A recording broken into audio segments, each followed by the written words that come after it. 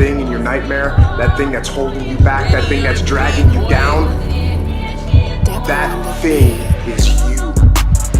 You will not outwork me. And the whole gig is just a giant hustle. That's all it is. Life is just a hustle. That's all life is. One giant hustle. Hi, welcome to another beautiful morning at CRC Crap in the Box. I'm just joking. Storms rolled through last night. I'm recovering. The past, it kept me up a little bit, but the past 2 days, I was running on like 8 hours of sleep for 48 hours worth of being up. So last night I was trying to recover, some storms rolled through. I worked some last night, got y'all the first YouTube video out on this truck, and then I also worked on eBay chasing the harnesses. Now I put up a pretty good deal on my personal Facebook page. I put this truck up for sale as is for $9,000. Now if you recall, if you watched the last video, I was to my door $6K in this.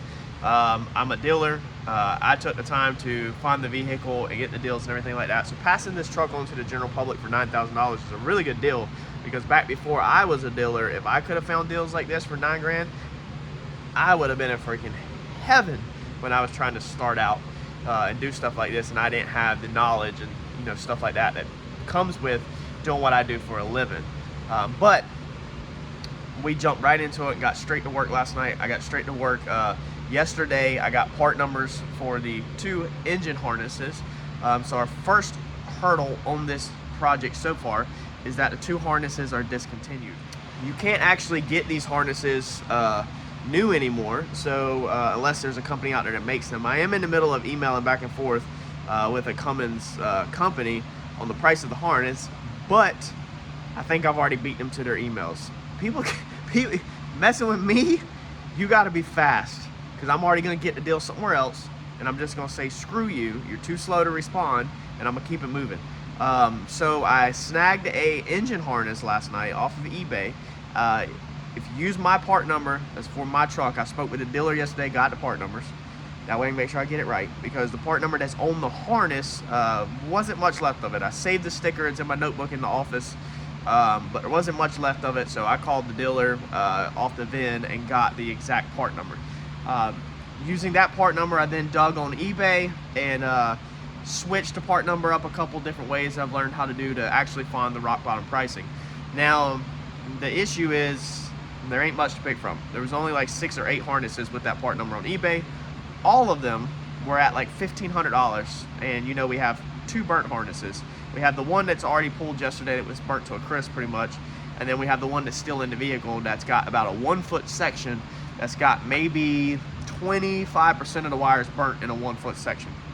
So I'm not sure which one is which. I believe from my digging, I believe I bought the one that is the main engine one that I have that's burnt to a crisp, and I'm hoping that's what happened. The one that's still in the truck actually dives down towards the transmission, and I believe that's going to be the transmission harness that comes off of the computer on the side of the block. When I typed in my second part number, 50% of Google results shows pictures of transmission diagrams, even though once I narrow down and zone in on just that part number, it's labeled as an engine harness. It does start in the engine, but it goes back to the drivetrain to the transmission. So not sure which one's which 100%, but we do have one on the way. So once we're kind of paused on it a little bit.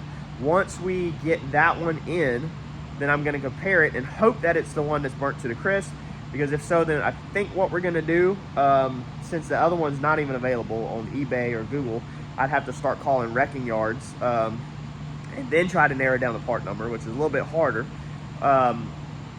I would like to just take that one out the truck, the transmission, the one that goes back to the transmission harnesses. All the transmission side's good. It's only just one little 12-foot section. And I'd like to take this thing to the house. This is literally all the damage right here. That's it.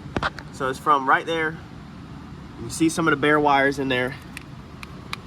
And then you can see where we're back good wires. So it's just this one section right here that needs love. From right here to here. That's it. So I'd like to take this thing out, take it to the house, put it on my bench in the AC, where we can take our time, and we repair this thing. Back there, it looks like it got hot, but I don't see no bare wires right now. Definitely got hot though. Well, there's a bare wire right there. Oh, that goes off to, it branches off to a sensor. Okay, so I'd like to lay this thing on the bench, and then we would go in there, dissect these wires right here in the center, cut out one at a time, the bad sections, and then solder in and heat shrink in new wires into there and save this harness and not have to buy another harness for this one right here, because that's definitely one of the main ones that swings right down there to the computer. I'm not sure which one I bought, so we'll see. Like I said, y'all pray for me. Pray that I did not buy this harness, because this is not the one. I'll take it if I can find this harness used for 500 bucks. I'll take it right now. But if I could just get this one, if this is the one up here that I bought for 500, then we're definitely probably gonna repair this one, because all is good on this one, and it definitely dives back and does something. I don't know exactly where it goes and what it does, but it dives back. So making progress. We're under 24 hours of this thing coming off the rollback, and I've already purchased one harness. All right, so we got a harness paid for. Hopefully it'll ship out today, but I just had my next door neighbor, Darren, walk over and check this out. He's a diesel mechanic. Look, if you need anybody in the Wilmington area that's a good diesel mechanic that you can work with one-on-one, one-man shop that owns his own business, you're gonna talk with the owner, you're gonna talk with the guy that's working on your truck, shoot me an email. My email's in the description. I can put you in contact with Darren next door. All he does is diesels all day, every day. Primary Fords, but he works on them all. He works on gas trucks and all that stuff too. But if you need a good mechanic, Wilmington, North Carolina, knows his stuff. Smaller shops, you gotta be patient. Hit me up. Check out what he just found on this motor. So I'm no genius. I had a couple questions for him. We have this build up right here, so it's a little wet right there. Okay, and I said, what is this? Because I don't know. I'm not a mechanic, y'all. I learn as I go. Obviously, if I was to sit here and break this down, then obviously crank, obviously AC, tensioner pulley, power steering, what is that, idler pulley, and then I'm guessing questionable on that one. Not 100% sure on that one. Maybe another idler. Water pump. I didn't even think of it. It's so small, that would be a water pump. So maybe that's water that we're seeing back there. It's slowly oozing out around the sill. He said there's not motor oil behind there, obviously. So we're gonna go ahead and take this off and at least re-seal this up, since it's right here, so that's done. The other thing we're gonna go ahead and do is we're gonna do valve cover gasket. So I asked him, I said, where's most of this oil coming from? You can see that it's dripping on the floor. We obviously can't have this in my driveway. However, there's a lot of stuff unplugged, so there's no telling what's running down, that once it's all plugged back up, it won't still be leaking out. But we need to power wash this thing down. But I wanted him to look at it first to tell me, you know, what's leaking and what needs to be replaced, because there's a lot of oil buildup on this thing, and I want to get this thing cleaned up and want to try to do the basics. I don't want to put a bunch of money into it until it runs, but I want to try to do the basics while it's easy. So we're going to do the valve cover gaskets, being they're right here, and I can literally just stand right here at the motor and easily, you know, a lot easier get them bolts back there than laying across the top. But he was like, dude, look at that. I was like, what? He's like, that's head studded. I was like, wow. I was like, dude, that's freaking awesome. I didn't even catch it. So this is the kind of stuff I didn't catch. This is had head studs done to it. So there's no telling what's done to this motor. You know, he said that means at least obviously the heads have been off. There's no telling if there's anything else done, but the heads have clearly been off to do the head studs at some point. Somebody did that, and then we just don't know where, or when or where. So I did just learn this is the CCV on the top. Now on my Super Duties, we delete the CCV on all the ones I've had to help keep the turbo cleaner. Now this thing is already 300,000 miles almost. All the damage is probably done to it. But if we can get anything out the way and strip this thing down to make it more basic, we're gonna do it. But he said most of the time the Cummins guys don't do the CCV delete. I'm gonna do some research on that, but it's right on top, so that's easy to do later anyway. We don't need to do that now. So definitely valve cover gaskets, water pump gasket. It's been head studded, it's deleted. Engine harness we're winning on this morning on price, and we're hoping we can fix the transmission harness. So we're off to a good start. All right, so we have pulled this thing forward, and we're about to purple power the piss out of this thing. I'm about to go in on this thing with purple power and a pressure washer and clean this bad boy up. I have closed up the turbo, both sides of the turbo, that way nothing gets inside there. And then also in our intake, I actually found the bolts and put fresh yellow tape over it, and then tighten the bolts down using some nuts as a spacer, because I don't want to put the actual intake piece on. That way it pinches his metal plate back on there with the tape. Hopefully too much water won't go in there. If any water does go in there, I'm sure it'll just evaporate with the heat. But I've tried to seal it up the best as possible. The two openings back there in the back on that cooler, my neighbor next door said that he is 99% sure that that's going to come out the side of the block, more than likely right here, which is water, and there's going to be water that's going to go in that cooler and fuel that goes in that cooler. So the lines that are still connected are going to be fuel. The lines that are disconnected are more than likely going to be the water ports, and that's a fuel cooler, he said. So it's going to have basically water running around in there to cool the fuel, you know, two different passages. So I'm not worried about leaving them open, because the fuel system shouldn't be cracked open. There's trans lines disconnected somewhere because we have them on the frame rack, but I don't see them. However, I'm also not too worried about getting water inside any little tiny openings in that. I know a lot of people are going to cringe, but we do this for a living. We power wash a lot of stuff when it's tore apart, and I've kind of got comfortable with it. And you know, normally it don't lead to any big issue, but you can see all the parts spread out back here, radiators, you know, condensers, intercoolers, everything.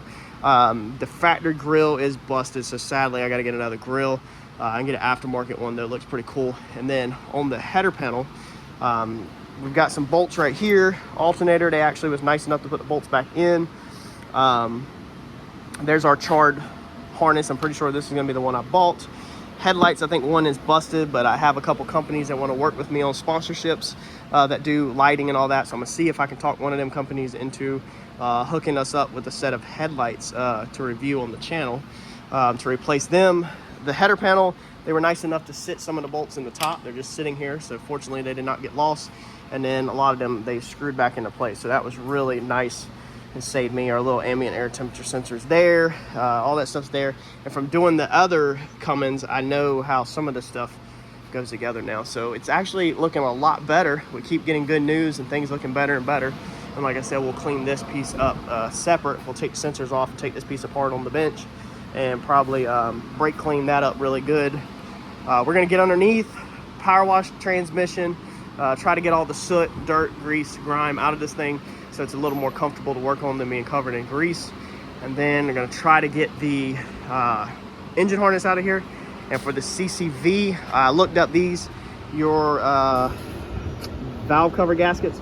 You have a top one, which I'm pretty sure is going to be for your CCV, and then you have a lower one, which is more expensive. This one is the one that has, I'm guessing this is the injector wiring. The plug on it is built into it. I'm familiar with the 7.3, the older 7.3s, and I remember that these always had issues and failed. That one's like $200 some, so we're just going to power wash, and as long as it don't leak, I'm not changing it. I'm not trying to just put unneeded money into it, but I think we're going to also work with one of them companies. They offer a CCV delete from one of them companies. It's really cheap, really basic on this truck, and I'm gonna see if they'll send us one so we can review that, and we'll just get rid of one more piece. Basically, I want to delete and get rid of as much stuff underneath this hood while it's all apart that I can, to make for anybody that has it in the future, it's easier to work on and you have more room. So even though this is up top, if we can get rid of this thing, let's get rid of it and get one more thing out of our way. Let's get to cleaning.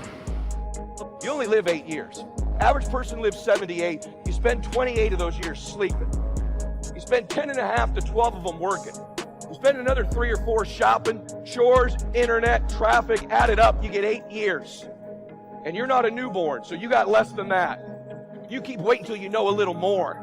Till I know a little more. If I just knew a little more, that's BS. You don't need to know a little more. You need to execute a little more. You need to get after it. You need to make some mistakes.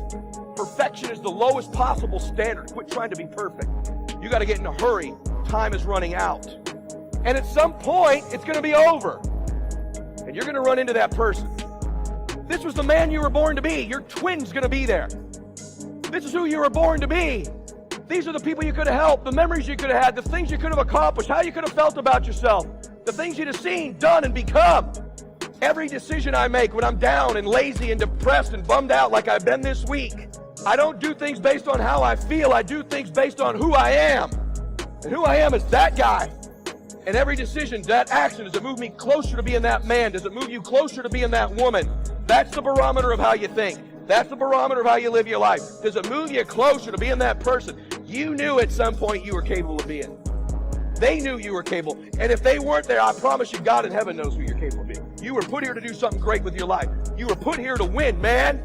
You were put here to help other people, to contribute in little ways and big ways.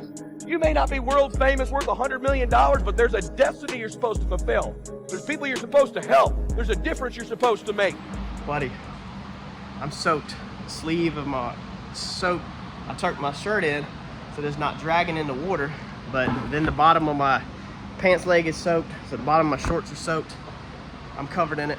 That sucks, but this is your only chance to get this thing clean when it's this far apart. So there's a lot of angles that you can get up in there. Now, of course, underneath the truck, you could do that at any time, but I start from the top with the hood, as you've seen, and flush my way down and then do the bottom. Done quite a bit of trucks like this, and sometimes when we do like our F-150s, and then we go to sell them, when people come see them, they're like, wow, this truck is really clean. And I'm just like, yeah, I don't ever actually brag about like cleaning them or anything like that, but we get our stuff really, really clean like that. So what we're gonna do now is we're gonna let this thing dry. I know a lot of y'all probably have a million comments. You've probably freaked out between electrical connections and things that are open, and just, I can only imagine what comments are gonna lead to this video. This is not for the faint of heart. A lot of people are not used to doing salvages and cleaning cars up and flipping them like this. And if you're OG to the channel, you've seen that we also power wash a lot of our interiors, door panels and stuff like that. So when it's time to detail the inside this interior, you're gonna be blown away at probably how it cleans up. But we're gonna take pressure washers and purple powers to all the door panels, the window switches, everything. We purple powered and pressure wash these things from the top down a lot of times. Not the headliners, not the radio, not the dash, stuff like that. But if you stay tuned and subscribe, you're gonna see how we clean this thing up and bring this thing back to life, and hopefully end up with a really good, really clean truck for the miles. Remember, this thing's got 278,000 miles, so that was 278,000 miles worth of dirt, grime, and grease. Now the purple powered pressure washer, don't take it all off. Still leaves the greasy film over it, but that helps knock all of it down. I'm not really looking for a show quality, like cleaning detail. That's why when I sell the trucks, a lot of times people can't tell they're cleaned because we don't go that last probably 25%. We get 75% of it off, and it looks just like normal wear and tear, but just extremely clean wear and tear, if that makes sense. If you're working in an area and you encounter some grease or grime, now that you've got the bulk of it flushed down, now's when you can take brake parts cleaner and just hit areas as you go. But you don't want to do all that with brake parts cleaner. Number one, it's expensive, and number two, that stuff just does not work as good as a power washer, washing that grease and grime off. But you can get the last bit of film off with a power washer. So we're gonna get this down, let the jacks back down. Yes, I was rolling underneath it without jack stands. The wheels are still on it. Truck sits up high. If it was to fall off the jacks, it would not have crushed me. If the camera angle looked like my head was under a tire, it was not, because there's obviously a jack right there underneath the tire. Do everything perfectly safe. You can see the sweat just pouring down my face. It is so freaking hot and exhausting. And I'm sick. I'm literally working when I'm sick. Like, I've been sick for the past 2 days. I feel like I'm about to collapse and pass out, but we're getting it. There ain't no quit in this hustle over here. So we're gonna drop this down, roll it back in its hole, let it drip dry the rest of the day, and eventually we'll be getting the transmission harness out of this thing, cleaning it up. We're gonna get this bay cleaned out, flush all this out, power wash this bay out, and get it dried up. If you noticed in time lapse, we did pull the computer out before we started power washing. I was just gonna roll with it in there, but I was like, all these little pins are open, the watertight connector's not on there. I was like, so we're just go ahead and take the computer out, because we don't want to screw the computer up for sure. All right, so I had to go ahead and wash it. A lot of times I find my motivation. People are like, dude, how do you stay motivated? I've had a couple comments like that. Well, I like to see the bigger picture of what I'm looking towards. And so whenever you wash something like this, instead of working with a dirty, grimy truck and not know exactly what you're working towards, now it's nicer and clean. So this thing looks a whole lot better now to work on. Me and Ed is now gonna shove it back in its hole, flush the bay out, and I got other stuff to do for today.